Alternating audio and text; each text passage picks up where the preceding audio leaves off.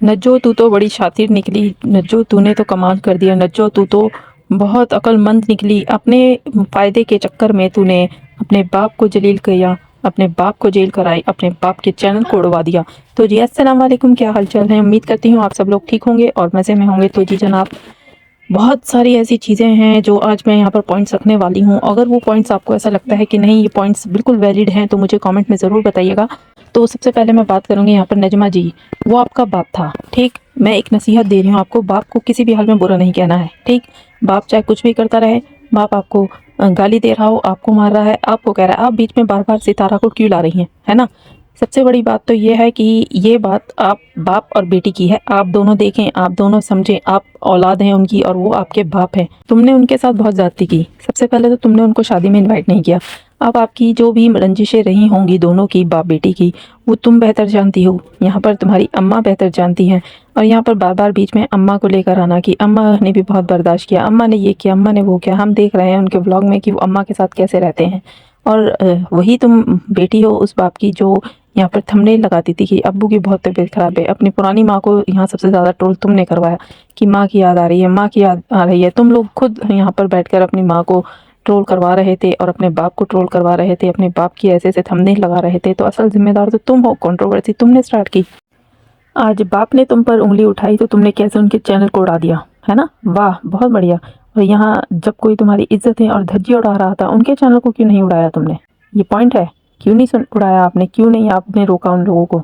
आज अपने बाप को उन्हीं के चक्कर में तुम उनको गंदा कर रही हो। आज चाहे वो भले उनसे मिलते हों, उनके यहाँ जा रहे हैं, आ रहे हैं, उनसे उनकी कोई लड़ाई नहीं है, लेकिन तुम अपने बाप के खिलाफ हो गई हो क्योंकि बाप उनसे मिलता है। तो यहाँ पर तो अम्मा भी मिलती हैं भाई उनसे। तो अम्मा जी तो भाई देखो सबसे मिलती हैं, इस पूरे जो अकबर फैमिली है उनके यहाँ, उन सबसे उनका राब्ता है, वो उन सबसे मिलती हैं, उनके घर जाती भी हैं, वो लोग भी इनके घर पे आते हैं। तो यहाँ पर मजीद न जो आपको यही सोचना चाहिए था कि चलो अगर तुम्हारे अब्बा जी खुश हैं उन लोगों के साथ तो उनको उनके हाल पे छोड़ देती। अब देखो कर्मा है, रिटर्न आया है, उन्हीं के ऊपर आया है ना। जिसका साथ दिया उन्होंने, जिनकी सपोर्ट की, जिनके हर प्लानिंग प्लॉटिंग में उन्होंने बिल्कुल भरपूर उनका सपोर्ट किया, आज उनको क्या सिला मिला। खैर उसके हकदार वो खुद हैं, उनको अल्लाह ताला ने इसी दुनिया में वो चीज़ दिखा दी, बता दी कि देखो किसी के साथ नाइंसाफ़ी करने का क्या नतीजा होता है। वो अब भुगतेंगे, खुद भुगत रहे हैं, है ना। इसी दुनिया में उनको दिख गया कि जिन जिनका उन्होंने साथ दिया और उन्होंने ही उनके साथ क्या किया, क्या सिला उनको मिला। और अब यहाँ पर हम, और एक और चीज़ मैं यहाँ पर कहना चाहूँगी नजमा मैडम आपसे कि आपने यहाँ पर बार बार आप बड़ी अम्मा, अपनी अपनी अम्मा को लेकर आती हैं, बड़ी यूट्यूबर को अपने वीडियो में लेकर आती हैं कि उसकी वजह से, इसकी वजह से। तो भाई देखो, तुम्हारे अब्बा ने तुम्हारी बड़ी यूट्यूबर के खिलाफ तो कोई ऐसी बात कही भी नहीं थी। यहाँ पर उन्होंने तुम्हें कहा था और तुम्हारी ही बेटी के ससुराल वालों के ऊपर उन्होंने यहाँ पर उंगली उठाई थी। उन्होंने यहाँ पर बड़ी यूट्यूबर के ऊपर कोई भी उंगली नहीं उठाई जिसके ऊपर तुम इतना ज़्यादा मतलब उन पर भड़क पड़ी हो। हाँ वो उनका गलत था, मैटर जो भी था, उनके वकार फैमिली से जो भी उनका मैटर है, जो भी उनकी रंजिशें हैं, वो उनको इस तरह से भी आकर उनको जलील नहीं करना था। ठीक, ये पहले भी हो चुकी है भाई। आप ही के छोटे चाचा मुच्छड़ चाचा जो है वो पहले भी इस चीज़ के ऊपर बोल पड़ा है, बोला है उसने इस चीज़ में बहुत सारी बातें यहाँ पर सच वो साबित हो चुकी हैं, उन्होंने खुद कही हैं। पहले भी वो इन चीज़ पर अड़े थे और बोले थे कि ऐसी जगह पे रिश्ता कर रहे हो, ऐसी जगह पे बात हो रही है। तो खैर वहाँ मैं नहीं जाना चाहती, ये चीज़ें पहले भी हो चुकी हैं। तो क्यों उस वक्त आप चुप नहीं हुई? क्यों नहीं आपने चुप कराया अपने इन खानदान वालों को? आज अब्बा जी आकर फिर से बोल रहे हैं तो बड़ा पंगा सा हो गया भाई, है ना, बहुत मैटर अलग सा हो गया। तो अब आ जाते हैं हम दुल्हन के ऊपर। दुल्हन पर भी थोड़ी सी बात करना चाहती हूँ मैं यहाँ पर। कुछ है मेरे पॉइंट्स, उस पर भी थोड़ी सी निगाह डालते हैं, नज़र डालते हैं कि दुल्हन दुल्हन नहीं लग रही थी मुझे। उसकी थोड़ा सा उसमें मुझे एक फीकापन नज़र आया, वो रौनक जैसे होती ना फेस पे, वो नज़र नहीं आई। मैं नहीं जानती यहाँ पे शादी का प्रोसेस कैसे होता है आपके पाकिस्तान का, क्योंकि हमारे यहाँ तो भाई देखो सबसे पहले हल्दी होती है लड़की की, लड़की को हल्दी लगाई जाती है, चाहे वो 3 दिन पहले लगा दो या फिर शादी से 4 दिन पहले, बहुत से 1 दिन पहले भी लगाते हैं। फिर उसके बाद हमारे यहाँ पर हल्दी के बाद शादी से 1 दिन पहले मेहंदी का फंक्शन होता है, जिसमें ढोलकी भी हो जाती है या फिर डांस भी करते हैं बच्चे सब। घर में एक माहौल जो होता है शादी वाला वो होता है, एंजॉयमेंट। तो लड़की के मेहंदी लगती है, हर कोई एंजॉय करता है, मेहंदी सॉन्ग्स होते हैं। फिर नेक्स्ट डे हमारे यहाँ पर बारात आती है दुल्हन की, वहाँ पर फिर निकाह होता है उसमें। और निकाह होने के बाद हमारे यहाँ पर तो भाई हैंड टू हैंड लड़की को निकाह होते ही खाना खाने के बाद उनको विदा कर दी जाती है सेम डे। और फिर नेक्स्ट डे चाहे आप लोग गैप कर लें या फिर अगले दिन मतलब लोग थक जाते हैं ना तो गैप कर सकते हैं। तो उसके बाद फिर एक रिसेप्शन होता है, ग्रैंड रिसेप्शन, जो कि लड़कों वालों की तरफ से होता है। वो हमारे यहाँ का प्रोसेस है। अब यहाँ का आई डोंट नो कि पाकिस्तान में ऐसा किस तरह से होता है कि पहले निकाह कर देते हैं फिर सारे फंक्शन होते हैं। तो मुझे कॉमेंट में आप लोग बता देना, क्योंकि मैं नहीं जानती। इस तरह की शादी मैं फर्स्ट टाइम देख रही हूँ। और अब यहाँ पर हम यही कहूँगी कि दुल्हन भाई शर्म आनी चाहिए, वकार फैमिली आपको, कि आप दुल्हन का जो जोड़ा था वो मतलब निकाह का ऐसा लेकर आए। निकाह ही तो मेन होता है, उसी में तो लड़की खूबसूरत लगती है, उसी में तो लड़की शानदार लगनी चाहिए। लगता है इन्होंने, हो सकता है कि रिसेप्शन के लिए वो ड्रेस रखा हो जो कि महंगा है, बल्कि दोनों ही फंक्शन में लाने चाहिए थे इनको हैवी, क्योंकि उसका हक बनता है भाई, वो उसकी शादी थी और हर लड़की फंक्शन अपने शादियों में चाहती है कि हैवी से हैवी पहने, खूबसूरत दिखे।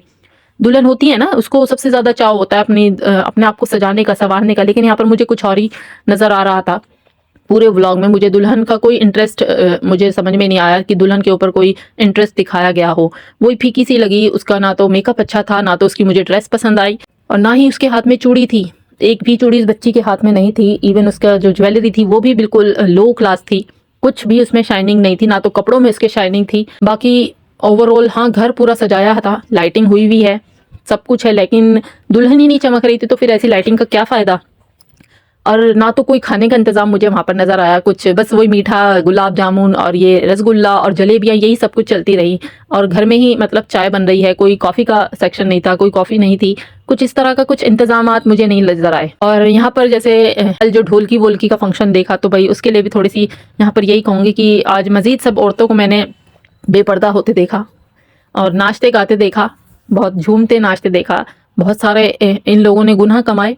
अल्लाह ताला इन सबको हिदायत दे कि कैमरे पे लोग कैसे आते हैं और रियलिटी में जब कोई फंक्शन होता है उसमें इस तरीके से अजाब कमा लेना, तो नाउजुबिल्लाह अस्तगफिरुल्लाह। मैं कहने वाली भी गुनहगार हूँ, क्योंकि ये मुझ पे भी है, मैं भी एक औरत हूँ, तो जाहिर सी बात है यार, मैं नसीहत दे सकती हूँ।